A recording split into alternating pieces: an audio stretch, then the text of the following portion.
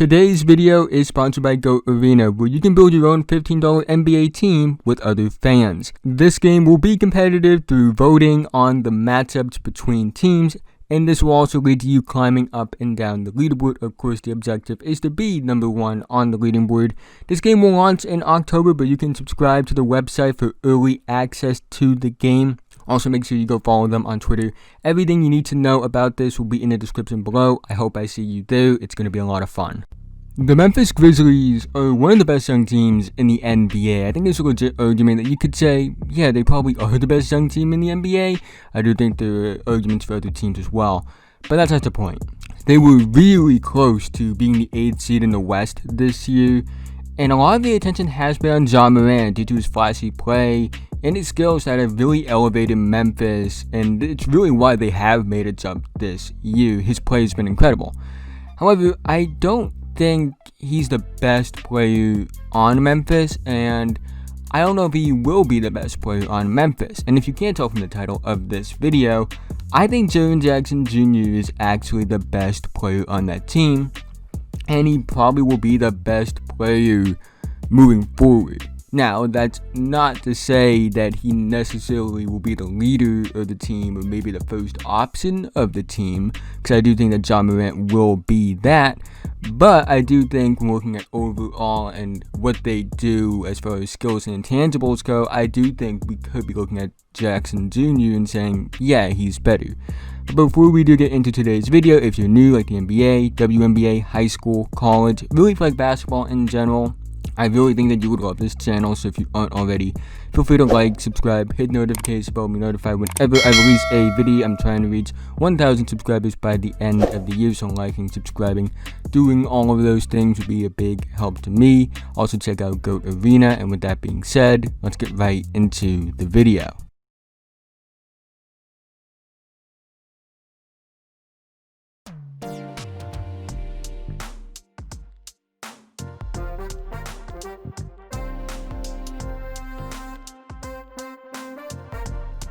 Jaren Jackson Jr. was the 4th overall pick in 2018 NBA draft by the Memphis Grizzlies out of Michigan State. He is the son of former NBA player Jaren Jackson. He stands at 6'11", weighs 242 pounds, and the big thing about him coming out of college was that he was known for his defense. He averaged 3.2 blocks per game and just 22.2 minutes per game. Per 36, that's a insane 5.2 blocks per game. Although I do know that he did have a lot of fouls to go along with those blocks as well. Nonetheless, he was Big Ten Defensive Player of the Year, and he was one of the youngest players in the draft as well. In fact, he's younger than some of the rookies this year. Guys like Cam Reddish, Jarrett Culver, and Lou Dort. He's younger than those guys. And he was solid in his rookie year. 14 points per game, 1.4 blocks per game, just 26 minutes per game. However, he did only play 58 games due to injury, but he was still named first team all-rookie, which is really impressive. In his second season, he made a jump to 17.4 points per game and 1.6 blocks per game and 28.5 minutes per game. He's a great shot blocker with a 7'4" wingspan. He has great awareness, so he has the physical tools to be a great shot blocker, and he has the mental tools to be a great shot blocker, which is a really good combination to have. We've seen guys that have those physical tools and they get a lot of blocks, but maybe they don't have the awareness to be an elite defensive rim protector and shot blocker. Jaren Jackson does not struggle with those problems. He has great mobility and runs the floor well, a lot better than a lot of the big men of years past. And he's on par with like athleticism of the guys we're looking at now in the future big men. He has that kind of athleticism. He plays the pick and roll well. If he gets switched onto a guard or a forward, he can more than hold his own. He's capable of guarding 1 through 5 to some capacity at least. He's really good at defending big men and power forwards, but I wouldn't say he's someone that you would put full time on a guard or wing, but I do think that if he gets switched onto one, he's not going to be some sort of liability, which is really good. However, what impressed me most was his 3-point shooting this year. In his second season, Jaren shot 39.4% from 3 on 6.5 attempts. That's really impressive for any player, let alone a big man in his second year that's known for defense. He's an efficient scorer overall, having a career 59.2 true shooting percentage. He's at 71.9% in the paint for his career.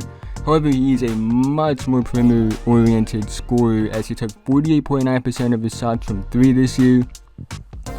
And that's the thing that interests me the most about Jaren Jackson Jr. is just how unconventional he is as an offensive player. Because when you look at big men that are great defensive players like Jaren Jackson is, guys who are very switchy, they're just really good defensively and have defensive player through kind of potential, you would think that they're offensively not as good.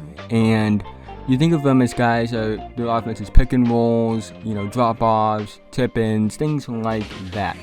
However, with Jaren Jackson Jr., he's so perimeter-oriented. Like I said, he took almost 50% of his shots from 3 this year. And he doesn't really play in the post that much at all, which is interesting to me. He only took about 23.6% of his shots from the paint this year, which is rare for a big man, especially a big man who's as touted as Jaren Jackson Jr. He takes a lot more of his shots from either the 3-point line, the 3 to 10 foot range, and that's really where all of his offense comes from. And it's just interesting to think about it that way. Now, I'm not saying he's like some sort of elite off-the-dribble scorer either. As far as the perimeter goes, a lot of his shots are assisted on. He does take more spot-up shots, I would say. He has some capability, though, of shooting off the dribble, which is really impressive for a guy who is already an elite defender and a good three-point shooter. I think that's impressive. His shooting form, it does intrigue me in a way because, I don't know how to describe it. It's almost like he takes every shot in a way like he's shooting from half court. That's the way I view his shot. Maybe I'm just seeing things differently, but it does look like every shot he takes from 3, it looks like he's shooting from half court, which is intriguing, which, is definitely intriguing to me, at least. Now, he does have problems, though, which are true. So, we gotta talk about those as well. I'll give you my overall thoughts in the end. But to talk about his problems, the big one that's obvious and people talk about the most is his fouling. He has a super high foul rate. For his career, he averages 3.9 personal fouls per game, and that's in 27.3 minutes a game. Per 36 minutes, he averages 5.2 personal fouls per game, which means if he was getting like full-time minutes as a starter, which he should be, he would almost foul out every game. And that's why he doesn't get those big-time minutes you would expect from a player this good, is because of the fact that, he does have a high foul rate. Now, I do think this is something he can improve on over time. He's only 21, he's still filling out his frame, things like that. I think once he has strength, he'll be able to, handle it more and, not have to resort to fouling, things like that against bigger, tougher defenders. But it is a problem, You want to see a guy like Jaren Jackson Jr. on the court all the time, but you can't be on the court all the time because he has such a high foul rate, and you don't want to risk having a player this gifted and this talented fouling out, especially in crunch time when you could use him for his defensive and offensive versatility. And again, it's something that he definitely will need to work on as time goes on, because again, listen, if he didn't foul so much, he probably gets more minutes in his career. And his numbers probably look better than they are already. His numbers are solid for a guy through 2 years in the league, but they could even be better. Like, per 36 minutes, he averages 20.5 points a game for his career. As a rookie, per 36, 19 points, 6.5 rebounds, 1.9 blocks per game. This year, per 36, 22 points per game, 5.8 rebounds per game, and 2 blocks per game. So again, it's something he definitely will need to improve on. Now, there's something that else is brought up, and, I don't think it's actually brought up that much, and it's just something that, I noticed, and I don't even think it's that big of a problem, is the rebounding. For his career, he only averages 4.6 rebounds per game. Per 36, that is around 6.1 rebounds a game. I don't think this is actually that much of a problem, Would you like to see him rebound more? Would you like him to be an 8 to 10 rebound guy? Yeah, probably. I think it looks more appealing on the stat sheet, especially for a guy who's listed as a power forward or a center. But it doesn't really matter to me that much because of the fact that he's really good at everything else. Like, I'll take you only getting like 4 rebounds a game if that means you're going to be an elite defensive player and a really, really good offensive player. That's a chance to be an elite offensive player. I'll take like having you only average like 4 to 5 rebounds a game if you can do those other things at a super high level. So again, I think that's more of a nitpick than anything. You know, I do think he can improve his rebound numbers. Again, I think he's going to be closer to like a 6 to 7 rebound guy once he gets the foul rate down, because once he gets his foul rate down, he's going to be playing more minutes, he's going to have a chance to get more boards, things like that. But regardless, I think he's a special player. And I think people understand he's a good player, you know, but I don't think people realize just how good he is. Like, you know, I think there's a chance we could be talking about him as the best center in basketball if he reaches his peak. And if he reaches his highest outcome, there's a chance we're talking about him as hands down the best center in basketball. Just think about that, because offensively he'll have the versatility, and then defensively he'll be elite. So a guy that's both elite on offense and defense at that center position. When we look at guys like Jokic, who are elite offensive players, but you know, they aren't necessarily great defenders. And you look at guys like Karl-Anthony, I think you could throw in Jokic as well. And you look at guys like Bam, who is a versatile offensive player, but I don't think he'll ever be the scorer that I think Jaren can be. And I think that will slightly edge him over a guy like Bam. And then Embiid, I think that, you know, we could be talking about him as better than Embiid, because I think he's a much better 3-point shooter than Joel Embiid is. You know, I think, again, this is not me saying he's better than these guys now, because I don't think he's better than these guys now, but I do think if he reaches his peak outcome, he can be better than those guys. Like, I don't think that's out of the question necessarily. Now, again, a lot of things do have to go right.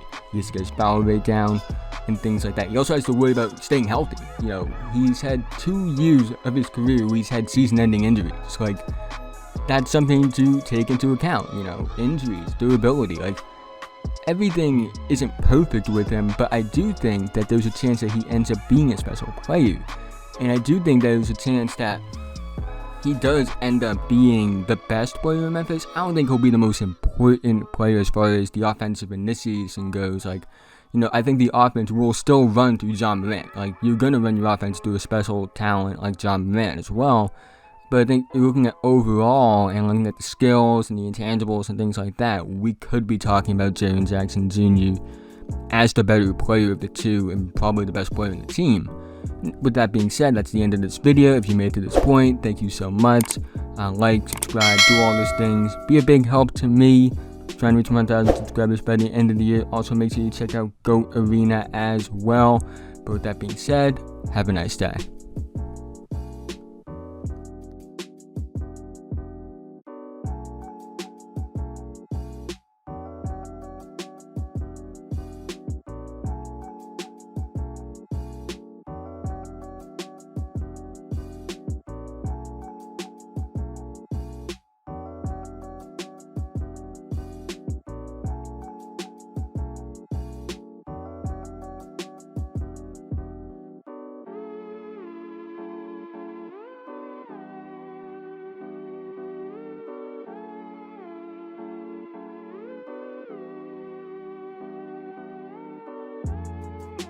If you made it to this point in the video, thank you so much. It means so much to me, guys. You guys don't understand. But again, thank you. Like and subscribe if you're new. Feel free to leave feedback in the comment section below.